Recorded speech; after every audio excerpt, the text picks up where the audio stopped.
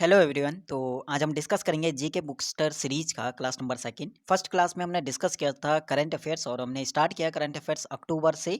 कुछ important current affairs हमने discuss किए और आज हमारा क्लास नंबर 2 है जहाँ पे हम डिस्कस करेंगे हिस्ट्री वाले सेक्शन को।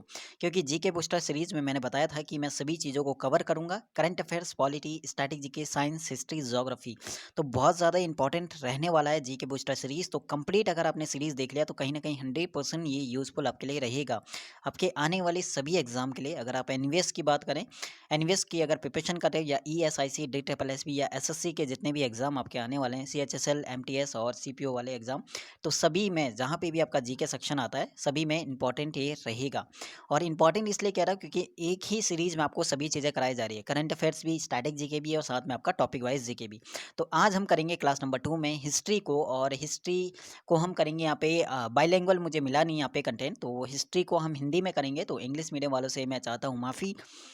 आगे नेक्स्ट टाइम अगर इंग्लिश में मेरे को मिलता है यहाँ पे हिस्ट्री वाला टॉपिक, तो इंग्लिश में भी हम यहाँ पे करेंगे, बट कोशिश करना समझने की इंग्लिश मीडियम हो तब भी आपके लिए इंपॉर्टेंट है, क्योंकि हिस्ट्री कहीं ना कहीं आपका बाइलिंगुअल ठीक है यहाँ पे, ठीक है। ज़्यादा यहाँ पे डिफरेंस नहीं मिलेगा। कुछ कुछ वर्ड ऐसे हैं जो आपका इंग्लिश में थोड़ा हिंदी में थोड़ा अलग होगा और इंग्लिश उनका थोड़ा अलग होगा, ठीक है। बाकी यहाँ पे इंपॉर्टेंट रहने वाला है। तो स्टार्ट करते हैं आपका क्लास नंबर 2। और कमेंट सेक्शन बताना कोई भी अगर डाउट होता है तो वो चीज़, ठीक है। हमने टारगेट किया है ल्यूशन वाले बुक को, उस वाले बुक से ये है कि आपका सभी एग्जाम के लिए इंपॉर्टेंट होता है, तो सबसे पहले उसी बुक को कवर करना है। इसके अलावा जब हम टॉपिक वाइज, जैसे हिस्ट्री सेक्शन हमारा कंप्लीट होता है, तो उसके बाद हम ऑब्जेक्टिव से जीके सीरीज भी करेंगे उस टॉपिक के ऊपर, ताकि क्वेश्चंस कैसे पूछे जाते हैं ये भी हमें पता चलेगा, ठीक है। तो स्टार्ट करते हैं आपका क्लास नंबर 2 का। आज का टॉपिक हमारा रहेगा एंशिएंट हिस्ट्री। तो टॉपिक हमारा रहेगा वेद से हम स्टार्ट करेंगे, क्योंकि कंप्लीट यहाँ पे करेंगे एंशिएंट हिस्ट्री में। वेद सबसे पहले आता है। अब यहाँ पे ये खुद के नोट्स हैं, यानी मैंने जितना शॉर्ट हो सके, यानी इंपॉर्टेंट चीज़ ये होता है कि आपको अगर कम टाइम में कवर करना होता है टॉपिक वाइज जीके, तो सबसे अच्छी चीज़ ये है कि आपको रिवीजन कैसे करना होता है। बहुत ही कम शब्दों में आप कह सकते हो आपको नोट्स बनाने होते हैं, तो वही चीज़ मैंने यहाँ पे किया है। तो ये नोट्स से ही मैं यहाँ पे कराऊंगा, ठीक है। तो एंशिएंट हिस्ट्री हमारा वेद से स्टार्ट होता है। ध्यान से यहाँ पे सुनना, बहुत ज़्यादा इंपॉर्टेंट रहने वाला है ये वाला आपका, ठीक है, ये वाली वीडियो। सबसे पहले आता है ऋग्वेद। ऋग्वेद में क्वेश्चन आता है, कैसे क्वेश्चन पूछा जाएगा ये भी मैं डिस्कस करूंगा, है ना। ऋग्वेद में अगर पूछता है कि कितने मंडल होते हैं, तो 10 मंडल यहाँ, ठीक है। कितने सूक्त होते हैं, तो 1028 सूक्त। और कितनी रचनाएं होती है, तो 10,472 रचनाएं होती हैं। इसके बाद क्वेश्चन आता है कि ऋग्वेद के पढ़ने वालों को क्या कहा जाता है, तो होत्र कहा जाता है, ठीक है। होत्र यहाँ पे राइट है। उसके बाद क्वेश्चन आता है आपका कि ऋग्वेद के तीसरे मंडल में क्या है। तीसरे मंडल में सूर्य देवता को समर्पित है गायत्री मंत्र। तो गायत्री मंत्र पूछता है कि कौन से वेद में है, कौन से मंडल में है, सॉरी। तो वेद पूछेगा तो ऋग्वेद, और कौन से मंडल में है ये पूछता है तो तीसरे मंडल में। उसके बाद नवे मंडल में क्या है, नवे मंडल में जो है देवता सोम का उल्लेख है। और आठवें मंडल में पूछता है ऋग्वेद के आठवें मंडल में क्या है, तो आठवें मंडल में जो है हस्तलिखित रचनाएं हैं उनको खिल कहा गया है। और 10वें मंडल में क्या है, पुरुष सूक्त, ठीक है। पुरुष सूक्त और इम्पॉर्टेंट है ये 10वां मंडल, ठीक है। और इसके बाद अगर आता है हमारा चार वर्ण, देखो चार वर्ण है। चार वर्ण कौन कौन से यहाँ पे बताए गए ऋग्वेद में, ब्राह्मण, क्षत्रिय, वैश्य और शूद्र। 10वें मंडल में एक चीज और पूछता है कि चातुस्वर्ण्य। चातुस्वर्ण्य का मतलब चार वर्ण। चार वर्ण कौन कौन से हैं, ब्राह्मण, क्षत्रिय, वैश्य, शूद्र जो है। चातुस्वर्ण्य का उल्लेख जो है ऋग्वेद के कौन से मंडल में है, तो क्वेश्चन ये पूछा जाता है तो 10वें मंडल में। इसके बाद यहाँ पे जो चार वर्ण हैं, ब्राह्मण, क्षत्रिय, वैश्य, शूद्र जो है, इनको ब्रह्मा के किससे कंपेयर किया गया, किससे तुलना की है। जैसे ब्राह्मण है तो उसको मुख से तुलना की गई उसकी, क्षत्रिय है तो उसको अ, क्षत्रिय है तो उसको भुजाओं से, और वैश्य है तो उसे जंघाओं से तुलना की गई है। और आपका फोर्थ वाला है कि शूद्र है तो उसको ब्रह्मा जी के चरणों से उसकी तुलना की गई है। इसके बाद क्वेश्चन आता है कि ऋग्वेद में इंद्र के लिए कितनी रचनाएं, इंद्र के लिए 250, 250 250, और अग्नि के लिए जो है 200 रचनाओं का उल्लेख यहाँ पे किया गया है, ठीक है। और एक और क्वेश्चन आता है यहाँ पे ऋग्वेद के कि वामन अवतार, जैसे आपको दिखेगा आगे वामन अवतार यहाँ पे लिखा हुआ है 10वें मंडल के आगे। तो वामन अवतार के 3 पगों का जो आख्यान है बोलेगा किस वेद में है, तो ऋग्वेद में। तो ऋग्वेद में इतने क्वेश्चन हमारे बनते हैं। तो एक बार मैं क्वेश्चन बोलता हूँ। अब यहाँ पे ये है कि आपको खुद मन में एक टाइप से मन में आपको बोलना है अपने आंसर, ठीक है। क्वेश्चन कैसे आपका ऋग्वेद से पूछा जाता है। क्वेश्चन आता है कि ऋग्वेद में कितने मंडल हैं, तो 10 मंडल है। कितने सूक्त हैं, 1028 सूक्त है। बोलेगा कितनी रचनाएं हैं, तो 10,462 जो है रचनाएं हैं। बोलेगा ऋग्वेद को पढ़ने वाले ऋषि जो हैं उन्हें क्या कहा जाता है, तो उन्हें कहा जाता है होत्र। इसके बाद बोलेगा कि ऋग्वेद के तीसरे मंडल में, या क्वेश्चन बोलेगा कि गायत्री मंत्र किस मंडल में, तीसरे मंडल में। देवता सोम का उल्लेख किस मंडल में, तो 9वें मंडल में। बोलेगा ऋग्वेद के 8वें मंडल में क्या है, तो 8वें मंडल में जो है हस्तलिखित रचनाएं हैं उन्हें खिल कहा गया है। बोलेगा ऋग्वेद के 10वें मंडल में क्या है, या फिर क्वेश्चन आता है कि चातुस्वर्ण जो है वो कौन से मंडल में है, तो 10वें मंडल में। यहाँ पे चार वर्ण कौन कौन से हैं, ब्राह्मण, क्षत्रिय, वैश्य और शूद्र, जिनकी तुलना जो है ब्रह्मा के ब्राह्मण की बात करें तो मुख से, क्षत्रिय की बात करें भुजाओं से, और वैश्य की बात करें तो जंघाओं से, और शूद्र की बात करें तो ब्रह्मा के चरणों से इनकी तुलना की गई है। इंद्र के लिए ऋग्वेद में कितने रचनाएं हैं, 250, और अग्नि के लिए बोलेगा तो 200 रचनाओं का उल्लेख है। साथ में वामनावतार के 3 पगों का आख्यान बोलेगा किस वेद में ये मिलता है, तो ऋग्वेद में। तो ये हमारे ऋग्वेद थे जिनसे इतने क्वेश्चंस आपके बन सकते हैं। क्वेश्चन नंबर सेकंड आपका पॉइंट है आपका यजुर्वेद। यजुर्वेद से क्वेश्चन आपका बनेगा कि यजुर्वेद में क्या, यजुर्वेद की डेफिनेशन अगर पूछता है, या फिर ये बोलेगा कि मंत्र का यानी पाठ करने के लिए जो मंत्र यूज़ करते हैं और बलि के टाइम पे जो हम मंत्र यूज़ करते हैं उनका उल्लेख जो है कौन से वेद में मिलता है, तो यजुर्वेद इसका राइट हो जाएगा। क्वेश्चन आता है कि यजुर्वेद के जो पाठ करता है, जो उन्हें पढ़ते हैं मंत्रों को, उनको क्या कहा जाता है, तो अर्धवयु। और बोलेगा ऐसा कौन सा वेद है जो गद्य और पद्य दोनों में है, तो वो भी आपका यजुर्वेद है। थर्ड क्वेश्चन आता है श्यामवेद के बारे में। क्या क्वेश्चन आता है, श्यामवेद का पूछता है कि गाई जाने वाली रचनाएं जितनी भी हैं कौन से वेद में आती है, तो श्यामवेद में। श्यामवेद के पाठकर्ता भी पूछेगा, श्यामवेद के जो मंत्र है उन्हें पाठ करने वाले या उन्हें गाने वाले को क्या कहते हैं, तो उद्रात। देखो तीनों का ही यहाँ पे पूछता है। ऋग्वेद के पढ़ने वालों को जो जो ऋषि हैं उन्हें होत्र, यजुर्वेद को पढ़ने वाले जो हैं उनको अर्धवयु, और श्यामवेद को पढ़ने वाले को उद्रात यहाँ पे बोला जाता है। क्वेश्चन आता है भारतीय संगीत का जनक जो है किस वेद को माना जाता है, तो श्याम वेद यहाँ पे राइट हो जाएगा। तो तीनों वेद हम कर चुके हैं। फोर्थ हमारा रहता है अर्थवेद। तो अर्थवेद की बात करते हैं। अर्थवेद से क्वेश्चन आता है कि जादू टोना ये कौन से वेद में है, तो अर्थवेद में जादू टोना हो गया, प्रेम विवाह हो गया, साप हो गया, वशीकरण हो गया, प्रायश्चित, या फिर औषधि अनुसंधान, विवाह, प्रेम, राजक्रम, मातृभूमि, जो महात्म्य है, ये सभी जो है हमारे तंत्र मन जितने भी है, रोग निवारण वाले सभी चीज़, ये सभी हमारे यहाँ पे इन सभी का उल्लेख मिलता है हमारा अर्थवेद में। ठीक है। तो क्वेश्चन आता है कि जादू टोना का जो उल्लेख है कौन से वेद में मिलता है, तो अर्थवेद यहाँ पे राइट हो जाएगा। ओके। क्वेश्चन आता है अर्थवेद से और क्या क्या यहाँ पे वेद आता है।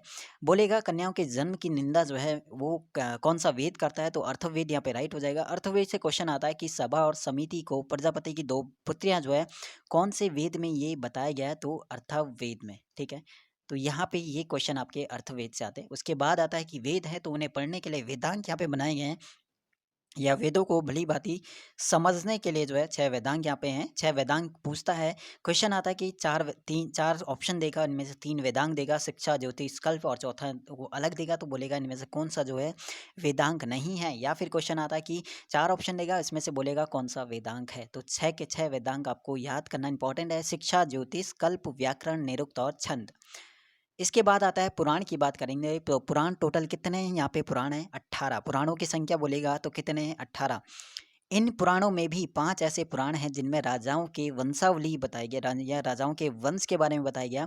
तो बोलेगा कौन कौन से पुराण हैं, तो मत्स्य पुराण जिसमें सतपथ ब्राह्मण, ठीक है, मत्स्य पुराण हो गया, सतपथ ब्राह्मण हो गया। इसके बाद सॉरी, मत्स्य पुराण, वायु पुराण, विष्णु पुराण, ब्राह्मण पुराण और भागवत पुराण। ये 5 पुराण ऐसे हैं जिनमें राजाओं की वंशावली पाई जाती है। ठीक है। तो इंपॉर्टेंट है। ठीक है। कौन कौन से याद कर लेना इंपॉर्टेंट है। मत्स्य पुराण, वायु पुराण, विष्णु पुराण, ब्राह्मण पुराण, भागवत। और इनमें से भी बोलेगा सबसे प्राचीन पुराण अगर बोलेगा तो सबसे प्राचीन पुराण कौन सा है, मत्स्य पुराण। ठीक है। सबसे प्राचीन पुराण कौन सा है, मत्स्य पुराण। बोलेगा स्त्री को अर्धांगिनी किस में बताया गया है, तो सतपथ ब्राह्मण में स्त्री को पुरुष की अर्धांगिनी बताया गया है। इसके बाद बोलेगा स्मृति ग्रंथों में भी सबसे प्राचीन कौन सा है, स्मृति ग्रंथ में सबसे प्राचीन है मनु स्मृति। ठीक है। तो ये भी हमारा इम्पोर्टेंट है। इसके बाद क्वेश्चन आता है हमारा जातक। जातक में क्या है, किसके पुनर्जन्म के बारे में बताया गया। जहाँ पे भी आपको ये डाक या हाईलाइट किया हुआ है वो चीज़ है ना, जो हाईलाइट किए हुए हैं जितने भी सब इंपॉर्टेंट है। ठीक है। जातक में किसके पुनर्जन्म की बात की गई, तो बुद्ध के। उसके बाद बोलेगा कि जैन साहित्य को क्या कहा गया है, जैन साहित्य को कहा गया है आगम। उसके बाद बोलेगा अर्थशास्त्र की रचयिता या अर्थशास्त्र के लेखक, अर्थशास्त्र किसकी है, चाणक्य की। चाणक्य का दूसरा नाम कौटिल्य या फिर विष्णुगुप्त करके भी आता है। राजतरंगिणी बोलेगा किसका है, तो राजतरंगिणी हो जाएगी कल्हड़ की। उसके बाद नीचे यहाँ पे चचनामा, चचनामा अली अहमद। तो अब हम बात करते हैं यहाँ पे, हमने वेद तक तो हमें पता है कि किस टाइप से क्वेश्चन पूछे जाते हैं, वेदांग तक भी हमने किया। बात करते हैं पुराणों से किस टाइप से क्वेश्चन यहाँ पे पूछा जाता है। पुराणों की संख्या बोलेगा टोटल 18 है। बोलेगा पुराणों में भी ऐसे कौन से कितने ऐसे पुराण हैं जिसमें राजाओं की वंशावली के बारे में बताया गया, तो 5 पुराण हैं जिनका नाम नोट याद करना इंपॉर्टेंट है। मत्स्य पुराण, वायु पुराण, विष्णु पुराण, ब्राह्मण पुराण और भागवत पुराण। बोलेगा विष्णु पुराण का संबंध जो है किस वंश से है, तो मौर्य वंश याद करना। बोलेगा मत्स्य पुराण का संबंध किस वंश से है, तो बिल्कुल आंध्र सातवाहन वंश। और वायु पुराण का पूछेगा तो गुप्त वंश से। तो ये थोड़ा पॉइंट रह गया था जो नोट करना है, ठीक है। इसके अलावा क्वेश्चन आता है आपको, इसके बाद आता है कि मत्स्य जो पुराण है, मत्स्य पुराण, उनमें भी सबसे प्राचीन कौन सा है, पुराणों में भी सबसे प्राचीन है मत्स्य पुराण, ठीक है। कौन सा, मत्स्य पुराण। मत्स्य पुराण हो गया। इसके बाद आता है हमारा, एक आता है हमारा स्त्री की सर्वाधिक ग्रीव स्थिति, ठीक है, कहाँ से प्राप्त होती है, तो मैत्रेयनी संहिता। कहाँ से, मैत्रेयनी संहिता से।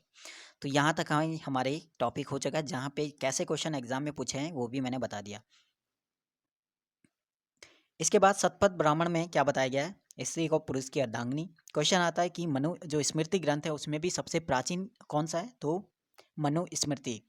उसके बाद जैन साहित्य को क्या कहा गया जाता है, जैन साहित्य को आगम कहा जाता है। उसके बाद अर्थशास्त्र की बात करें तो अर्थशास्त्र किसकी है, कौटिल्य, चाणक्य या फिर विष्णुगुप्त, तीनों नाम में से कोई एक नाम वो देगा। अच्छा, अर्थशास्त्र जो है ये भी पूछता है कि कितने अधिकरणों में और कितने ये प्रकरणों में विभाजित है, तो 15 अधिकरण।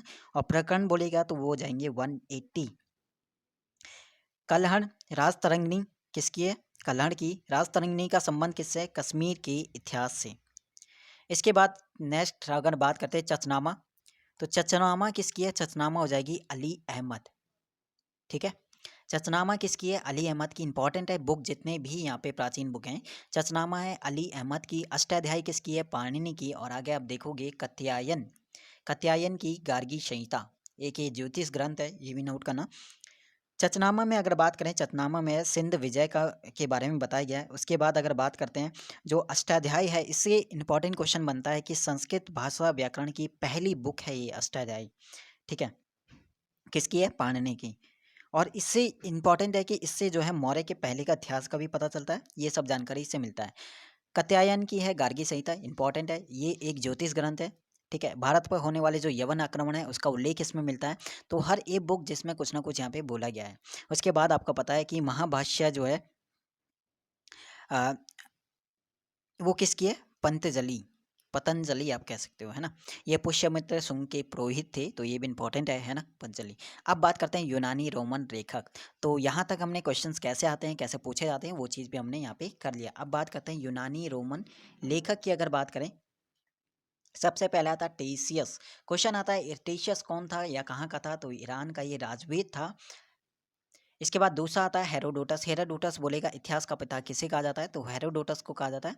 टेशियस से क्वेश्चन आता है कि कहाँ का था, कंट्री बोलेगा तो ईरान का। हेरोडोटस को क्या बोला जाता है, इतिहास का पिता, इंपॉर्टेंट है। बोलेगा सेल्यूकस निकेटर का राजदूत कौन था, मैगसनीस। उसके बाद बोलेगा कि मैगसनीस की बुक थी एक, क्या नाम है, इंडिका, बुक का नाम है इंडिका, बहुत इंपॉर्टेंट है। टॉलमी, टॉलमी यानी टॉलमी का राजदूत कौन है, डायनोशियस। बोलेगा डायनोशियस किसका राजदूत था, टॉलमी का। इसके बाद एक बुक थी टॉलमी की जिसका बुक का नाम हो जाएगा भारत का भूगोल। इसके बाद नेचुरल हिस्ट्री बोलेगा तो नेचुरल हिस्ट्री किसकी थी, प्लेनी की। तो यहाँ तक हमारा हो गया कि कैसे हमारे लेखक से क्वेश्चन पूछा जाएगा।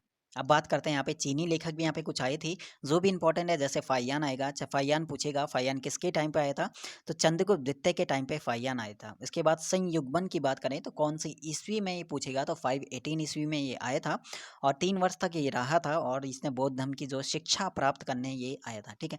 हैंसांग बोलेगा, बहुत क्वेश्चन आता है किसके टाइम पे, हर्षवर्धन के काल में ये आया था।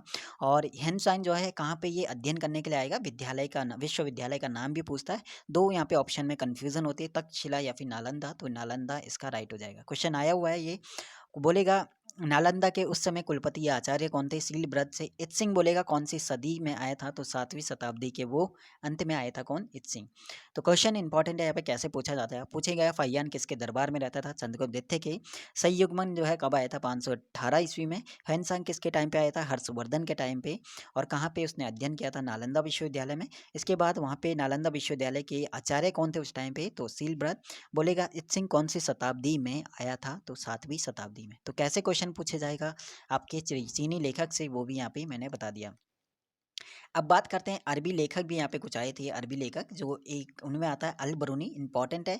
अल बरूनी जो है ये महमूद गजनी के टाइम पे आया था, और इसकी बुक का नाम भी इंपॉर्टेंट है, किताब उल हिंद हो जाएगा, किताब उल हिंद, तहकीक ए हिंद।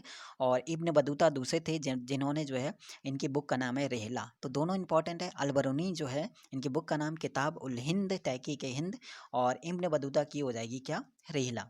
अब बात करते हैं इसके अलावा अन्य और लेखक थे। तारानाथ है। तारानाथ बोलेगा तो ये कहाँ का था? तिब्बत का था। और ये कंग्यूर तंग्यूर करके इनकी दो जो है रचना इन्होंने की थी। ठीक है, तो ये भी यहाँ पे इंपॉर्टेंट है।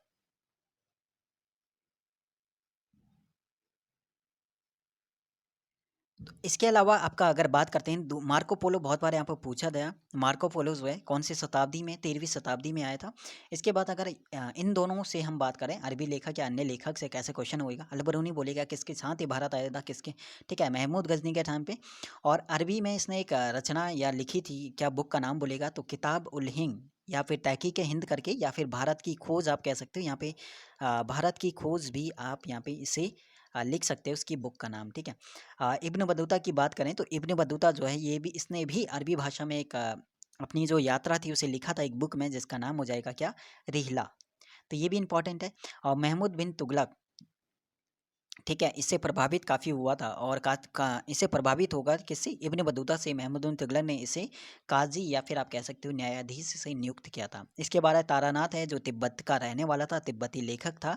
दो ग्रंथ की इसने रचना की थी, कांग्यूर और तंग्यूर करके, जिसमें भारतीय इतिहास के बारे में जानकारी मिलती है। मार्को पोलो की बात करें तो कौन सी शताब्दी में? 13वीं शताब्दी में आया था, पांड्य देश की यात्रा पे। ठीक है।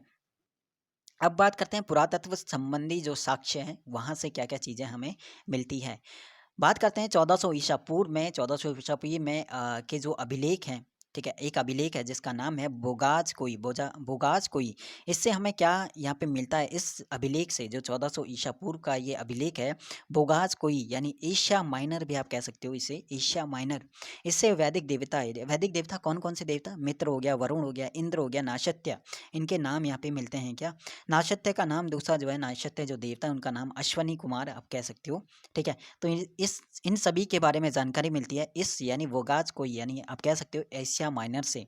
दूसरा क्वेश्चन आता है कि जो भागवत धम्म है उसके विकसित होने का जो प्रमाण है, ठीक है, वो एक अभी एक स्तंभ लेख था जिससे उसकी जानकारी मिली है। भागवत धम्म विकसित होने का जो प्रमाण है, एक राजदूत था होलियोडोरस, इसका जो गरुड़ स्तंभ लेख है उससे यहाँ पे इसका प्रमाण मिलता है। इसके बाद आएगा भारतवर्ष का जिक्र, जो है कौन से अभिलेख में है? तो हाथी गुम्फा अभिलेख में।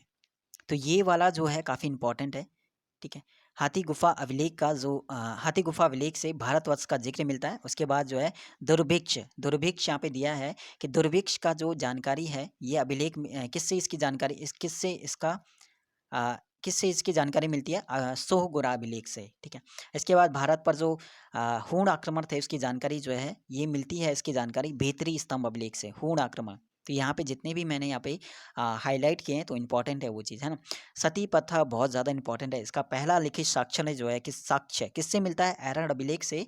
और ये ठीक है, भानुगुप्त का, किसका? भानुगुप्त का, है ना, ये भी पूछता है। इसके बाद यहाँ पे क्वेश्चन आता है कि जो बाकी यहाँ पे इसके प्राचीनतम सिक्के, जो प्राचीनतम सिक्के थे ना उन्हें उस टाइम पे आहत सिक्के कहा जाता था, आहत सिक्के।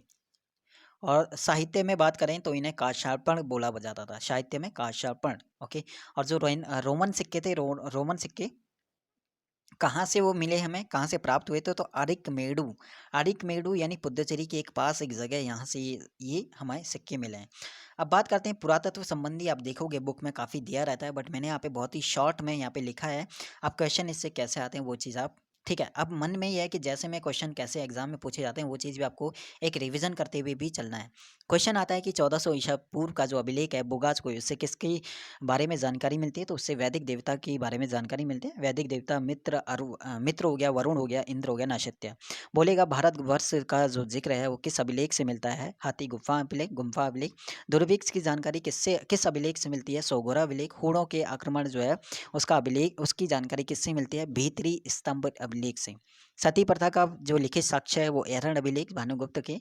प्राचीनतम सिक्कों को उस टाइम पे आहत सिक्के बोला जाता था। और साहित्य में बात करें तो काशापन रोमन सिक्के जो है कहाँ से प्राप्त हुए? अरिकमेडु जगह कहाँ पे पड़ती है? पुदुचेरी के पास में। तो यहाँ से जिस टाइप के क्वेश्चन बनते थे तो वो चीज़ मैंने यहाँ पे बता दिया। नेक्स्ट हमारा बात करते हैं तो नेक्स्ट हमारा है प्रागैतिहासिक काल, जहाँ से आपका बिल्कुल समझ में आराम से आ जाएगा।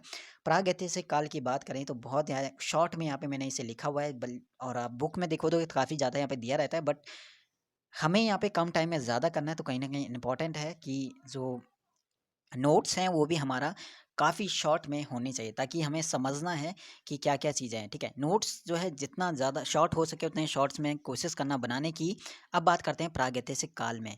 प्रागैतिहासिक काल जो है क्या, किस काल को कहते हैं? जिस काल में मनुष्य के जो घटनाओं का कोई लिखित विवरण ना हो उसे कहते हैं प्रागैतिहासिक काल। ठीक है, तो यह उस काल को कहते हैं प्रागैतिहासिक काल। नेक्स्ट हमारा क्वेश्चन बनता है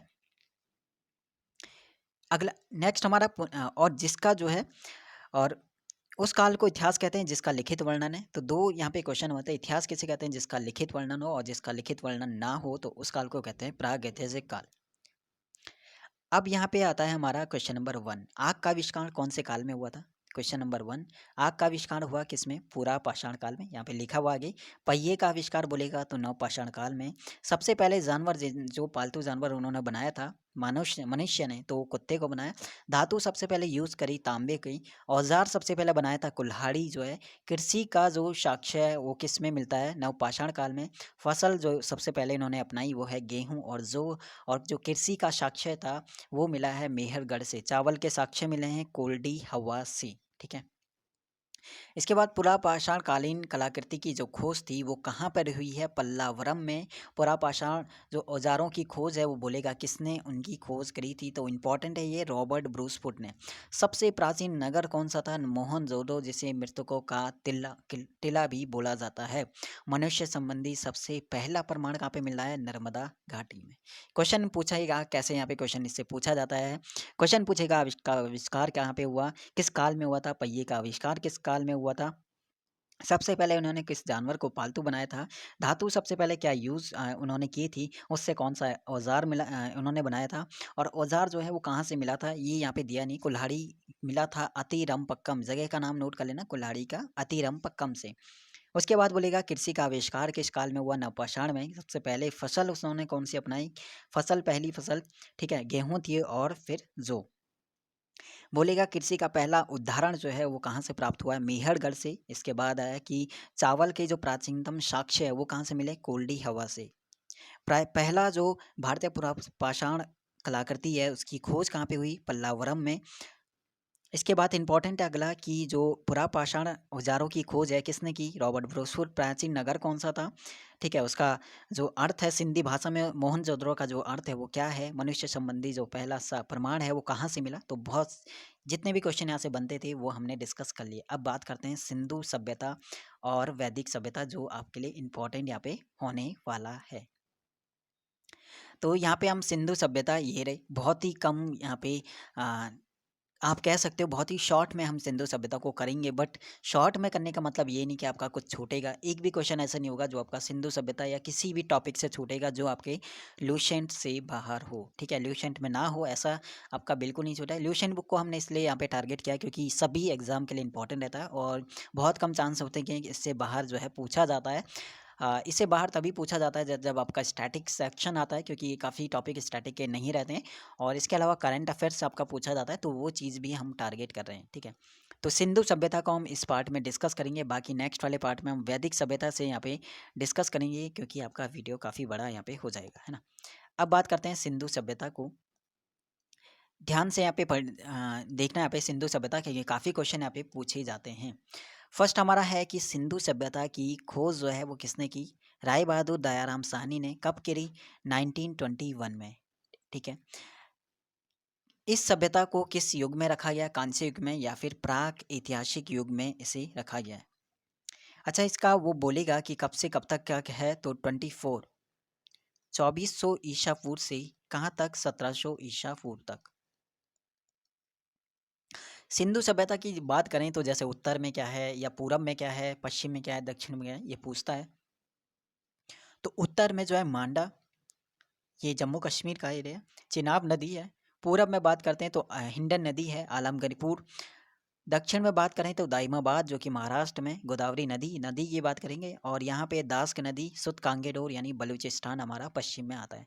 तो ये हमारा था। इसके चारों तरफ पूछता भी है कि उत्तर में कौन था, उत्तर में कौन सी जगह थी, या नदी कौन सी थी, पश्चिम में, पूरब में, दक्षिण में, है ना। कैसी सभ्यता थी सिंधु सभ्यता? तो बिल्कुल बोलोगे आप, नगरीय सभ्यता ये थी। बोलेंगे हड़प्पा सभ्य संस्कृति के जो स्थल थे वो सबसे ज़्यादा कहाँ से मिले? तो गुजरात से सबसे ज़्यादा वो स्थल मिले थे। बोलेंगे सिंधु सभ्यता में जो बंदरगाह था वो कौन कौन से बंदरगाह थे? तो दो बंदरगाह थे, एक लोथल और दूसरा हमारा सुतकोगरा। बोलेगा जुते हुए जो खेत थे उसके साक्ष्य कहाँ से मिले? तो कालीबंगन, और जिसका मतलब कालीबंगन, ठीक है, काली चूड़ियाँ भी इन्हें बोला जाता है। ठीक है। इसके बाद बोलेगा अन्नागार, सबसे बड़ा विशाल अन्नागार कहाँ से मिला? मोहनजोदड़ो से। सबसे बड़ी इमारत भी कहाँ से मिली है? मोहनजोदड़ो से। अग्निकुंड का जो साक्ष्य है वो कहाँ से मिला? लोथल और कालीबंगन से। इसके बाद आया कि देवता, सिंधु सभ्यता में जो इनका देवता था वो कौन था? पशुपतिनाथ की ये पूजा करते थे। इसके चारों तरफ क्या, अब कौन से जानवर जो है विद्यमान थे? हाथी, गैंडा, चीता और भैंसा। नर्तकी की जो कांस्य मूर्ति है वो कहाँ से मिली है? ये क्वेश्चन पूछता है। तो ये भी हमारा कहाँ से? मोहनजोदड़ो से। मोहरों पर किसका यहाँ पे पशु चित्र रहता था? तो एक श्रृंगी पशु का यहाँ पे चित्र रहता था। जो मनके थे, मनके, उसके कारखाने, जो मनके बनाने के कारखाने के साक्ष्य मिले हैं लोथल और चन्नूदड़ों से। इसके बाद इनकी भाषा कैसे, इनकी लिपि थी भाव चित्रात्मक इनकी लिपि थी। और बोलेंगे किस पद्धति का ये यूज़ करते थे घड़ों के विन्यास के लिए? तो ग्रीट पद्धति का। इनकी फसल अगर पूछा जाता है सिंधु सभ्यता में तो गेहूँ और जौ थी। अगर बोलेंगे मिठास के लिए किसका यूज़ करते थे? तो शहद का। तोल की इकाई की बात करें तो क्या यहाँ पर रखते थे तोल के लिए? 16 के अनुपात में इनका रहता था जब ये तोलते थे। ठीक है। यातायात के लिए किसका यूज़ करते थे? तो बैलगाड़ी और भैंसा गाड़ी का। इसके बाद हड़प्पा और मोहनजोदड़ो को जुड़वा राजधानी किसने यहाँ पे बोला था? तो वो बोला था किसने? पिग्गट ने। बोलेगा पिगट ने जुड़वा राजधानी किसको बताया? तो हड़प्पा और मोहनजोदड़ो। अच्छा, कौन सा चिन्ह यहाँ पे सिंधु सभ्यता से मिलता है? तो स्वास्तिक चिन्ह यहाँ से मिलता है। पशुओं में इनका जो पूजनीय पशु था वो कौन सा था? तो कुब्बड़ वाला सांड जो है इनका, जो है वो पूजनीय था। ठीक है। अब बात करते हैं कि ये जो सिंधु सभ्यता है कैसी थी? मात्र सत्तात्मक, यानी माता को ये यहाँ पे मानते थे काफ़ी। तो मात्र सत्तात्मक ये हमारी सभ्यता थी, सिंधु सभ्यता। इसके अलावा बात करते हैं कि कौन से ऐसे शस्त्र था जिससे परिचित नहीं थे? तो बिल्कुल तलवार से परिचित नहीं थे। क्या सिंधु सभ्यता में पर्दा प्रथा थी? बिल्कुल थी। यहाँ पे वैश्यावृत्ति थी? बिल्कुल थी। यहाँ पे शवों को दफनाया जाता था हड़प्पा में, और शवों को जलाया जाता था मोहनजोदाड़ो में। तो दो जगहों यहाँ पे, एक जगह तो दफनाया जाता था और एक जगह जलाया जाता था। तो ये भी क्वेश्चन पूछता था। सिंधु सभ्यता की अगर विनाश का कारण की बात करें तो बाढ़ यहाँ पे था, क्योंकि सिंधु नदी के किनारे पे ये था। आग में पकी हुई मिट्टी को ये टेराकोटा कहते थे, या टेराकोटा कहा जाता था आग में पकी हुई मिट्टी को, सिंधु सभ्यता के टाइम पे। तो यहाँ पे हमने सिंधु सभ्यता से जो जो जो भी क्वेश्चन बनते हैं सभी क्वेश्चन को यहाँ पे कवर किया। बाकी कुछ और चीज़ें यहाँ पे थी सिंधु सभ्यता में, कुछ रह जाता तो वो हम ऑब्जेक्टिव सीरीज में भी कवर करेंगे। जैसे तांबा, बोलेगा तांबा कहाँ कहाँ से यहाँ पे मिलता था? जैसे खेतड़ी, बलूचिस्तान, ओमान। चांदी कहाँ से मिलता था? अफगानिस्तान, ईरान। सोना कहाँ से मिलता था? टीन कहाँ से मिलता था? गोमेद जो है सौराष्ट्र से। सीसा जो है ईरान से मिलता था। तो ये चीज़ था कि जो विदेशी व्यापार थे जहाँ से ये मंगाते थे ये सब चीज़ें, तो वो भी पूछता है कि सीसा जो है कहाँ से मंगाया जाता था, कहाँ से उसका व्यापार होता था? तो ईरान से। ठीक है। तो ये सभी चीज़ें थी जो इम्पोर्टेंट थी हमारी सिंधु सभ्यता से। और कुछ और हैं जो हम डिस्कस करेंगे सिंधु सभ्यता में। वो क्या क्या चीज़ें हैं? जैसे हड़प्पा की खोज किसने की थी, या हड़प्पा किस नदी के किनारे स्थित है? ठीक है? ये सभी चीज़ें भी हम डिस्कस करेंगे नेक्स्ट वाले पार्ट में। तो नेक्स्ट वीडियो में हम डिस्कस करेंगे वैदिक सभ्यता से और कोशिश करेंगे कि जल्दी से हम कवर करें एंशिएंट हिस्ट्री को 2 या 3 पार्ट में। तो और उसके बाद मिडीवल हिस्ट्री और फिर आपका हिस्ट्री का तीसरा सेक्शन यानी हिस्ट्री आपका ख़त्म कर देंगे। उसके बाद ज्योग्राफी सेक्शन। तो खुद के नोट्स से कोशिश करेंगे यहाँ पे करवाने की। तो ये जो है ना यहाँ पे नोट्स बहुत ज़्यादा इंपॉर्टेंट है। इसकी पीडीएफ फॉर्म भी मैंने टेलीग्राम पे दिया है। तो अगर आप हिंदी मीडियम से हो तो बहुत ज़्यादा ये इंपॉर्टेंट रहने वाला है ये वाली सीरीज़। कोशिश करूँगा इंग्लिश में भी कराने की, बाकी चीज़ों को जैसे आपका स्टैटिक जीके हो गया, उसे कोशिश करूँगा बाइलिंगुअल मुझे मिलता है तो मैं बाइलिंगुअल कराऊँगा। नहीं तो नंबर ऑफ़ स्टूडेंट हिंदी वाले ज़्यादा हैं तो यहाँ पे हिंदी में मुझे कराना पड़ रहा है, ठीक है। तो बाकी मुझे मिलते हैं नोट्स तो बिल्कुल बाइलिंगुअल भी मैं यहाँ पे करा दूँगा और नेक्स्ट वीडियो में हम डिस्कस करेंगे। बाकी सिंधु सभ्यता से एक और चीज़ आपको करना है कि जैसे हड़प्पा बोलेगा किस नदी के किनारे, तो हड़प्पा है रावी नदी के किनारे। लिख दिया मैंने। हड़प्पा रावी नदी के किनारे है। मोहनजोदड़ो बोलेगा तो सिंधु नदी के किनारे है। चन्नूदड़ो भी सिंधु नदी के किनारे है, ठीक है। तो चन्नूदड़ो भी सिंधु है। कालीबंगन बोलेगा तो ये हो जाएगा घग्गर नदी। कोट दीजिए भी सिंधु नदी के किनारे हैं। रंगपुर बोलेगा तो मादर नदी। रोपड़ बोलेगा तो सतलज। लोथल बोलेगा तो हमारा भोगवा नदी। आलमगीरपुर बोलेगा तो हिंडन नदी। सुतकांगेदौर किस नदी किनारे? दास्क नदी। इसके बाद बनवाली है रंगोई नदी के किनारे, ठीक है। तो ये इंपॉर्टेंट थे यहाँ पे। और इसके बाद अगर जो सन है सिर्फ दो की पूछता है, हड़प्पा की 1921 में और मोहनजोदड़ो की 1922 में। हड़प्पा की खोज की थी दयाराम साहनी और माधु स्वरूप वत्स भी देता है। और मोहनजोदड़ो की बात करेगा तो उसकी खोज की थी राखलदास बनर्जी ने। बस इतना यहाँ पे पूछा जाएगा। जितने भी क्वेश्चन बनते हैं वो सभी मैंने डिस्कस कर लिया सिंधु सभ्यता से। बाकी डिस्कस करेंगे वैदिक सभ्यता से। बाकी कमेंट सेक्शन में कोई भी डाउट होता है वो चीज़ आप पूछ सकते हो कमेंट सेक्शन में। कोशिश करिए यहाँ पे कि आसान शब्दों में समझाने की। उसके बावजूद कोई डाउट रहता है तो बिल्कुल आप कमेंट सेक्शन में पूछ सकते हैं। कोई भी नया हो टेलीग्राम ग्रुप को ज्वाइन करना। अगर ये पीडीएफ नहीं है तो वहाँ पे मैं सेंड कर दूंगा। तो टेलीग्राम का लिंक मिलेगा डिस्क्रिप्शन में। बाकी शुक्रिया, take care, all the best, bye bye.